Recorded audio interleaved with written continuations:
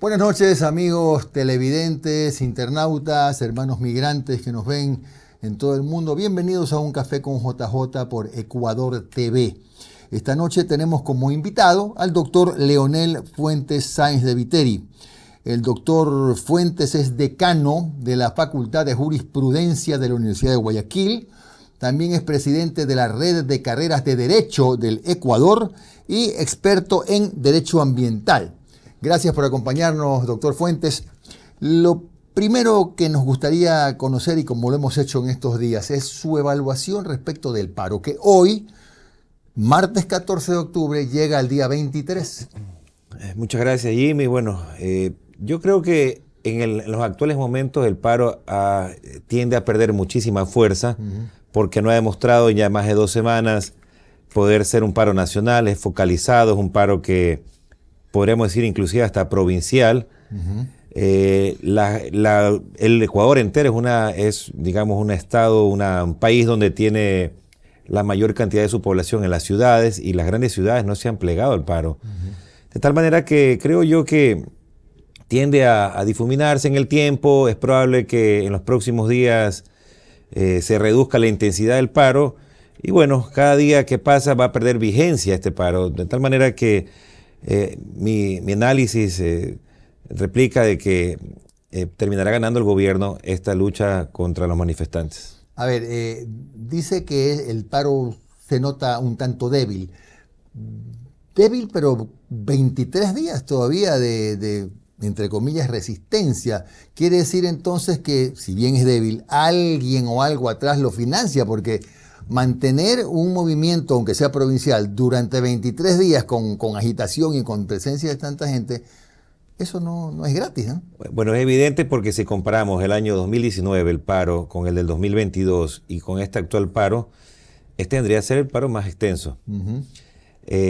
Nadie se mantiene en las calles, nadie se mantiene tanto tiempo paralizado si no existen diversos mecanismos para financiar el paro, ¿no?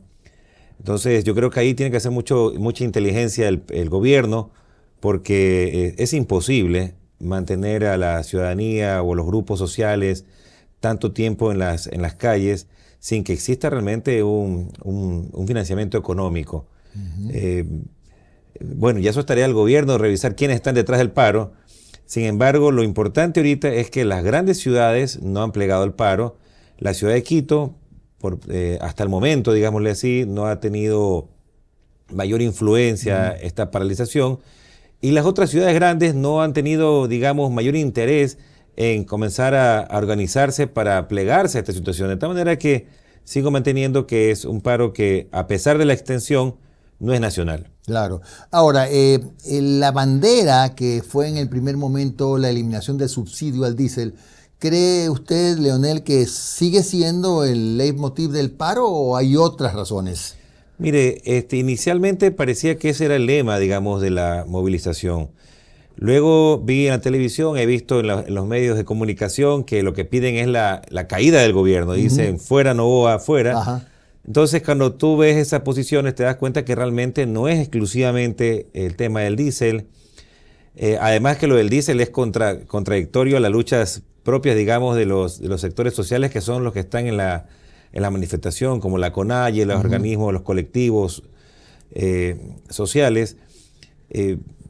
Veo tampoco que no hay una propuesta realmente de lo que aspiran los manifestantes, y creo que en esa falta de mensaje han perdido la fuerza y van a seguir perdiendo la fuerza, porque la gran mayoría de la ciudadanía no se encuentra en esa línea. Yo entiendo que este paro inclusive podría desgastarlos tanto que ya tendrían que pensar en hacer algo, pero para el próximo año. Es decir, ¿cree que esto va a terminar siendo un golpe político para la CONAIE? Mire, la CONAIE ha participado activamente en la política, ¿no? Tuvo candidato a la presidencia en las últimas elecciones. Ha venido desarrollando actividades que no las han fortalecido, porque es evidente que que no tienen la misma fuerza de los años 90, de los 2000. Cada día están más divididos. Yo aspiro que tal vez podrían esto durar unos días, una semana más, y a partir de ahí tendrían que replegarse porque, insisto, no existe realmente un mensaje que haga que otros sectores se aglutinen y se sumen. Y la CONAIE per se es una organización no tan grande en el concierto nacional, digamos, de las organizaciones, de tal manera que pienso que no, yo creo que esto va a terminar pronto. Claro. Doctor, ese presunto financiamiento de terceros podría venir de, no sé, ONGs, minería ilegal. ¿Cómo lo valora usted? Bueno, haciendo un análisis, digamos, somero, porque habría que estar en Imbabura, habría que estar en las principales provincias. Imbabura es una de las provincias que mayormente ha sido, digamos, asediada por el crimen organizado, la minería ilegal, de tal manera de que esta provincia, que también está en el norte, que colinda con Carchi, que también tiene que ver mucho el tema del diésel y lo que puede pasar en función de estos productos, es evidente que tiene que haber alguna influencia de estos sectores. No me atrevo a decir que sean de forma directa, pero que sea Imbabura, ¿no? El epicentro de las protestas, tiene una relación directa con lo que está pasando en el escenario del crimen organizado en el sector de la minería ilegal. Miren que si usted viene bajando, ¿no? Va al centro del país, cada día es menos, y bueno, y se fortalece tal vez en los sectores donde ya se conoce que existen los puntos focales de la minería ilegal, de la toma, digamos, de los GDO en materia de producción ilegal de recursos naturales. Claro. Doctor, esto de haber encapsulado la protesta en Imbabura, básicamente en Imbabura, donde recién hoy empiezan un poco a cambiar las cosas cuando ya hay una presencia de la fuerza pública, del bloque de seguridad, ¿es estratégico o obedece a que efectivamente, como usted decía al inicio de la conversación, es un signo de la poca fuerza que tiene, según su visión, la CONAIE? Yo no sé por qué realmente escogió Imbabura. Entendería que se suponía de pronto que podían bajar y entrar fácilmente a la provincia de Pichincha y llegar a Quito, pero Quito no ha plegado al paro. Las universidades no han plegado al paro, los sectores, los colectivos. Realmente lo que ha pasado en Quito ha sido muy pequeño en comparación de lo que podía ser, lo que fue, mejor dicho, en el año 2009, en el 2019, perdón, y el 2022. Creo que fue una mala estrategia. Definitivamente hubiera sido más fácil que inicien en la capital, que se congreguen en la capital para alcanzar los objetivos que ellos tienen. Pero ya a esta altura, yo creo que después de un feriado y tantas cosas que están pasando muy rápidamente, harán de que es casi para mí muy difícil que realmente la estrategia que han planteado les funcione. Doctor, y esto de que las universidades, y ahí entro en su campo, la Central, la Salesiana, abran las puertas a los manifestantes, pidan ser declaradas zonas de paz, etcétera, ¿usted qué opina? Bueno, la filosofía propia de una universidad consiste en abrir, digamos, sus puertas al conocimiento, abrir las puertas a la universalidad, digamos, de las formas de pensar. En cualquier parte del mundo, en la Sorbona de París o en las mismas universidades norteamericanas, como ven ustedes que las universidades norteamericanas han abierto sus puertas y han luchado justamente por defender algunas ideas que no son propias de los norteamericanos, hace que siempre exista este espacio de diálogo, que se convierta en ese escenario que permita, digamos, pacificar las diversas posiciones. Y Quito ha tenido esa tradición, la Casa de las Culturas, lo ha tenido la Universidad Central, la Universidad Politécnica Salesiana y otras universidades que siempre han tenido esa vocación porque son el epicentro del escenario político de la ciudad de Quito. Pero normalmente en las demás universidades no pasa lo mismo y las universidades, a partir, digamos, hace unos 15 años, podríamos decir, viven en una posición de no involucramiento con el tema político y eso también ha sido positivo porque nos hemos dedicado mucho más a investigar, nos hemos dedicado mucho más a las funciones sustantivas por las cuales están creadas las universidades, que es la vinculación, la investigación, la docencia, la internacionalización. Y eso ha hecho, por ejemplo, que las universidades en la costa ecuatoriana, la gran mayoría, estén, digamos, muy lejanas de los temas políticos, que tiene también sus pros y sus contras. Bueno, pero tiene en todo sus caso, bemoles porque en el caso de las universidades de Quito, recuerde usted que hace X años, ya no me acuerdo con precisión cuántos, esa universidad ese coliseo fue escenario incluso de secuestro de policías, se desdibujó completamente la intención probable que tenían al inicio los manifestantes, ¿eh?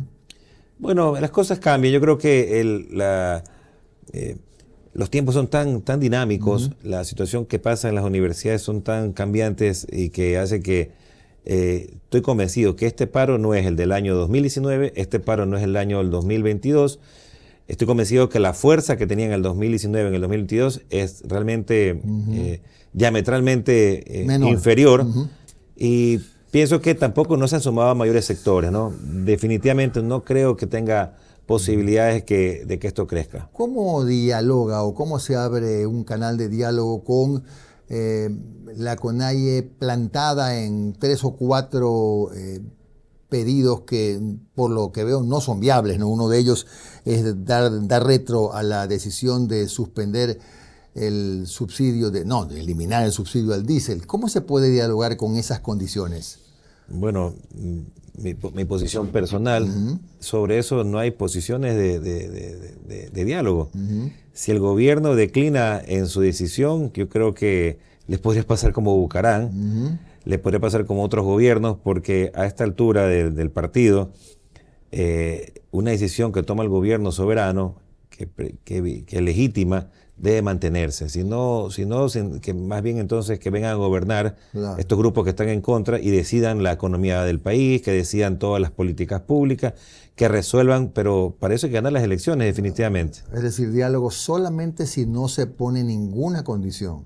Bueno, el diálogo tiene que ser, digamos, siempre el puente entre la ciudadanía, debe ser permanente, pero el diálogo tiene ciertas limitaciones.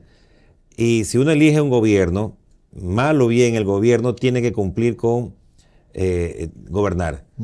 Y los mecanismos son justamente la transformación de las leyes, los decretos, y el resto, el escenario es que el que no está de acuerdo se puede, digamos, resistir, pero en el ámbito de la democracia, quienes están elegidos para gobernar tienen que tomar las decisiones. Lógico. Estamos con el doctor Leonel Fuentes Sáenz de Viteri, él es el decano de la Facultad de Jurisprudencia de la Universidad de Guayaquil. Hacemos una breve pausa. Regresamos para hablar de lo que viene, es decir, el camino, la vía hacia lo que podría ser una nueva carta política para el Ecuador. Ya regresamos.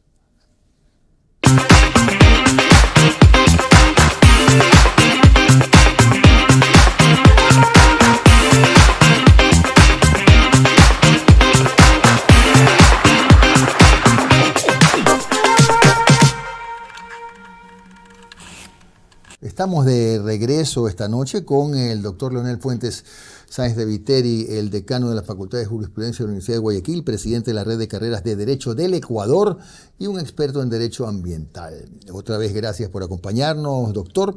Ya hablamos del paro de la CONAIE que está en su día 23. Ahora pasemos al otro tema, que es, ¿se necesita otra constitución? ¿Usted está de acuerdo en que este país requiere de otra carta política? Mire, la pregunta más bien debería ser al contrario, ¿no? Si ya está la pregunta dentro de la consulta de noviembre, 16 de noviembre, la oportunidad es inmensa. Es decir, si no cambiamos ahora, ¿cuándo la vamos a cambiar? ¿Cuándo podemos nosotros hacer las reformas que sean profundas, digamos, a la Constitución? Yo creo que pasarán de pronto 17 años más para tener esta oportunidad.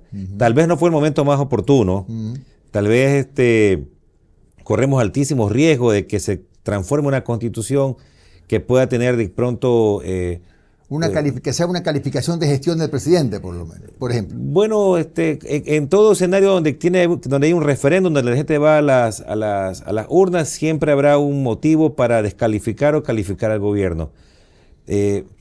Pero hay un escenario distinto ahorita. ¿Por qué razón? Porque no es una asamblea constituyente, si se aprueba el 16 de noviembre, de plenos poderes. Entonces, como no es de plenos poderes, se entiende de que no podría haber destitución de funcionarios, de que no podría haber mandatos constituyentes, de que no tampoco se puede reducir derechos constitucionales. Tampoco pueden disolver la asamblea. Tampoco, pero pero tampoco no sabemos si una vez que esté el poder constituyente se declara de plenos poderes y se arma un caos entre el poder constituyente y el poder constitucional.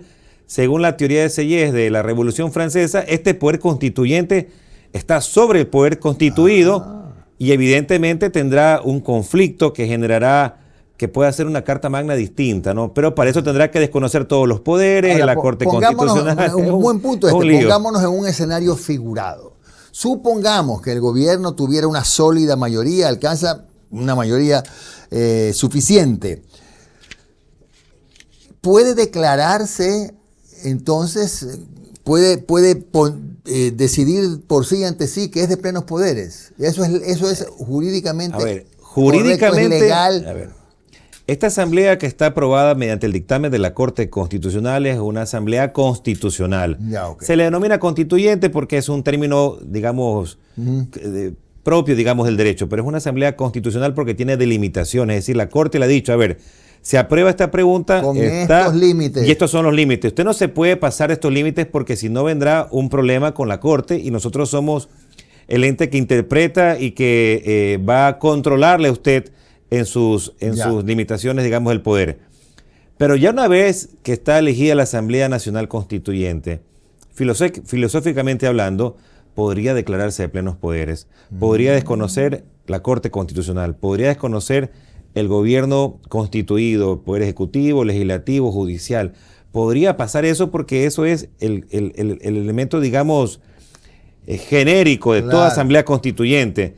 Sin embargo, podría pasar si la mayoría es del gobierno o si la mayoría es de la oposición, en los dos casos. Exactamente, podría pasar. El que tenga la mayoría podrá tomar esa decisión.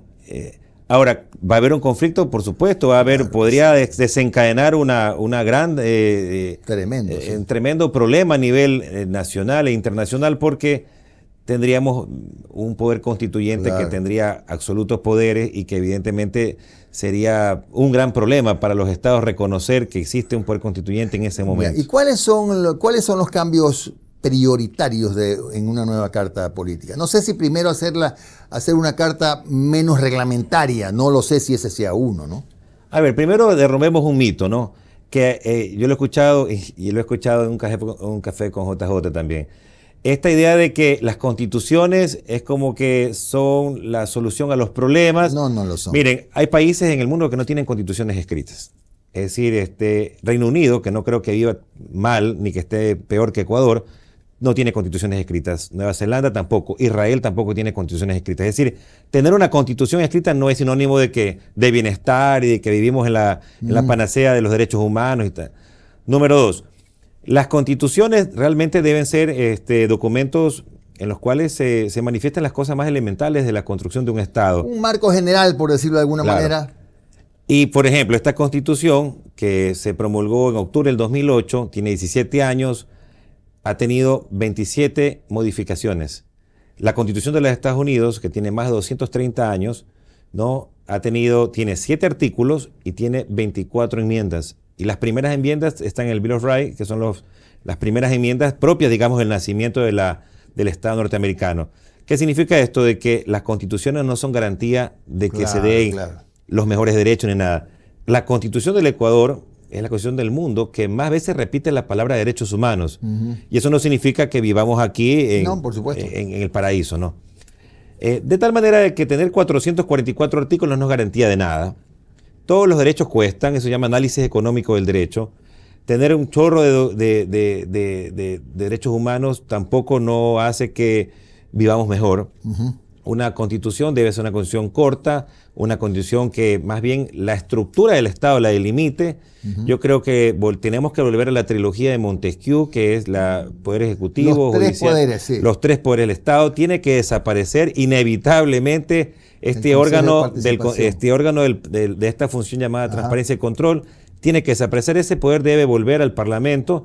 Lo que podría pasar en un escenario es que el Parlamento pueda dividirse en 2 tipos de cámaras. Senado y claro. Claro, y en una sí entran los bachilleres como actualmente, los no bachilleres, los que cumplen 18 años y todo el mundo y las representaciones de todos las ideologías, los pensamientos, y una cámara alta donde de pronto exista ya mayor pulcritud. Que haya más filtros, ¿no?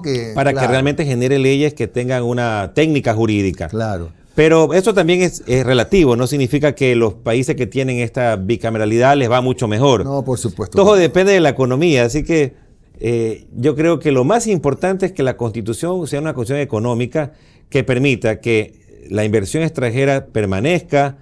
Me llama muchísimo la atención lo que ha pasado en Perú con la cantidad de presidentes que se han caído en tan poco tiempo y sin embargo tiene una descomunal inversión privada, claro, ¿no? de todo el mundo. Porque no hay choque entre la política económica y la política partidista, van en líneas paralelas, ¿no? Pero es un fenómeno. Pero es un fenómeno porque realmente Perú técnicamente en la parte jurídica es desastrosa comparada con Ecuador. Sí. Políticamente realmente ahí competimos el premio mundial, ¿no? Pero lastimosamente hay algo en esta Constitución que habría que hacer un estudio de derecho comparado. Un rumbo económico, ¿no? Doctor, siempre se ha dicho, esto es polémico, que la Constitución de Montecristi tiene artículos en los que se protege al delincuente, es decir, que el delincuente tiene más derechos que la gente de honor, etcétera. ¿Es verdad? ¿Y cuáles son esos artículos si es que existen, no? A ver, no, yo pienso que, por ejemplo, hay una cosa que nació en la Constitución del año 2008, que es el derecho a la resistencia. Por ejemplo, ese derecho no estaba en la Constitución del año 98. Creo yo que las garantías jurisdiccionales están mal diseñadas. Por ejemplo, están diseñadas para que cualquier ciudadano que crea o que al más o menos tenga una ligera idea de que se le vulnera un derecho, presente una acción de protección. Esas garantías están diseñadas o deben estar diseñadas para luchar contra el abuso del Estado. ¿Y se pueden modificar esas garantías? La constituyente, siendo garantías. Sí, pero son garantías constitucionales que nacen de la propia Constitución y que no, digamos, no delimitan la dignidad del ser humano. Por ejemplo, si yo le digo que podemos modificar que la acción de protección sea utilizada en cualquier escenario donde se presuma la violación de un derecho, excepto para los concursos públicos, yo le aseguro de que tuviéramos todas las autoridades, tuviéramos fiscal, tuviéramos... ¿Qué otras excepciones, por ejemplo, vería usted? Yo creo que tiene que ver, en los concursos públicos no podrían aplicarse las garantías jurisdiccionales llamadas. Yo creo que tampoco debe ser la acción de inconstitucionalidad, debe ser contra normas jurídicas de carácter general. Pienso que las medidas cautelares no deben ser producidas, digamos, generadas en los jueces de primera instancia. Es decir, realmente debe comprobarse que tiene que dictarse una medida cautelar ante un tribunal, no ante un juez más pequeño. Una suerte de fortalecimiento de la presunción de inocencia. Más bien de la seguridad jurídica. Perfecto. Porque hoy en día usted se cree vulnerado en su derecho y va a presentar una medida cautelar al último cantón de la provincia del Napo, y le concede el juez que tiene una población ahí de 5.000 personas en un pueblo chiquito, le concede a favor de usted una medida cautelar de algo que usted ha hecho aquí en Guayaquil o que quiere que sea. Claro. Entonces, evidentemente, no existe o no estamos en esa posibilidad de que exista una estandarización de los jueces, y hay jueces y jueces, pues no. Oiga, hay jueces muy preparados y otros jueces que también andan en otro Oiga, doctor, ¿y cómo hacemos para que la composición de la constituyente sea adecuada, ¿no? Porque yo no le quito derecho, por supuesto, a los jóvenes que son muy valiosos, hay jóvenes muy valiosos, otros no mucho, porque es como en todo, hay periodistas buenos, periodistas malos, abogados buenos, malos, pero ¿cómo hacemos para que sea una asamblea con gente sapiente? No puede hacer ya nada, no hay nada que hacer, porque ¿no? el estatuto está aprobado. Claro. Ya depende más de los partidos que pongan buenos candidatos. Por eso es que hay que hacer una reforma del sistema de partidos. Por eso yo considero que en la constituyente, si se da, debe haber reforma. Por ejemplo, deben participar los independientes. Ajá. Es decir, esto de que solo pueda ser auspiciado por un partido político en el mundo actual, donde los jóvenes no quieren ser parte de los partidos políticos, donde existe una pospolítica, donde los independientes tienen un lugar especial porque por ende las cosas cambian definitivamente. Es decir, muy poca gente hoy en día se siente vinculada a una ideología política. 80 listas, no importa. Creo que en Panamá funciona así, no me acuerdo bien. Habría que pasar con un filtro que tenga que ver, por ejemplo, con un respaldo. Tiene que haber un número de firmas, de apoyos, para que realmente alguien se pueda presentar. Pero yo creo que los partidos políticos en menos de 20, 30 años tienen que desaparecer del escenario jurídico, porque los partidos políticos nacieron hace más de 400 años.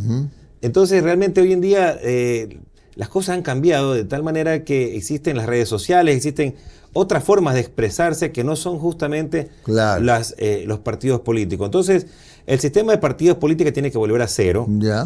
en la nueva constituyente. Creo también de que deben fortalecerse diversas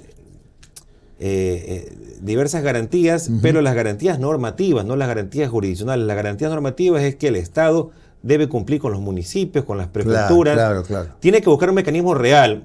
Hoy por hoy, muchos municipios del país, el Estado les deuda sus asignaciones 3-4 meses. Así es.